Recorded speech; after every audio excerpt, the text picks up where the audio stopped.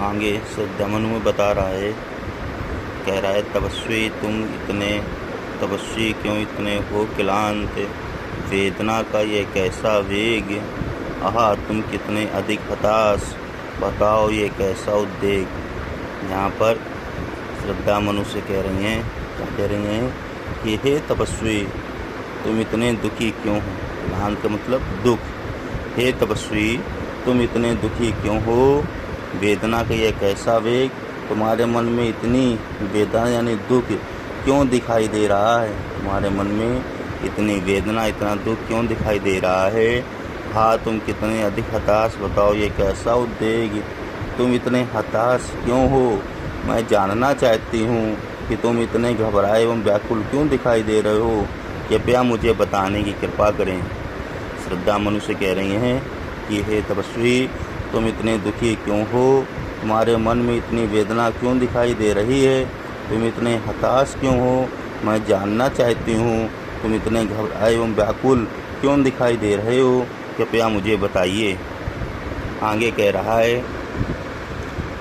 है दुख की रजनी पिछली बीच, भिक्षा सुख का नवल प्रभात, एक पर्दा यह छीना नील, छिपाए है जिसमें सुखगात।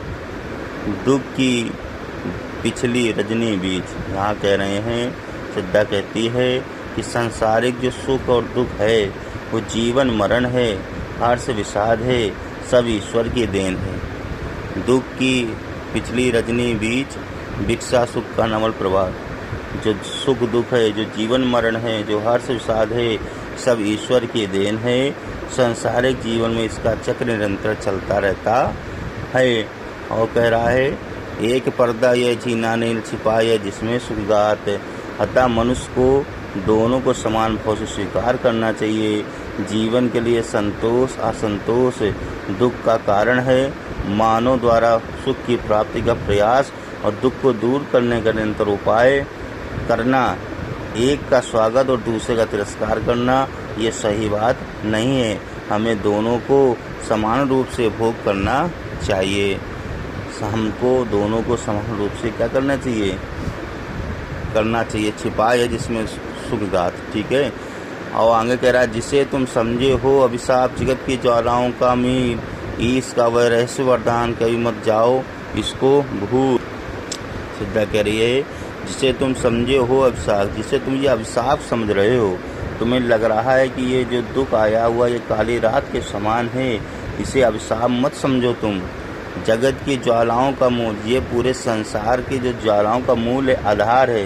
क्योंकि जिस प्रकार से एक काली रात है दिन के गर्भ में छिपी रहती है, उसी प्रकार दुख और सुख को समझना चाहिए। दोनों का एक दूसरे से ही महत्व है।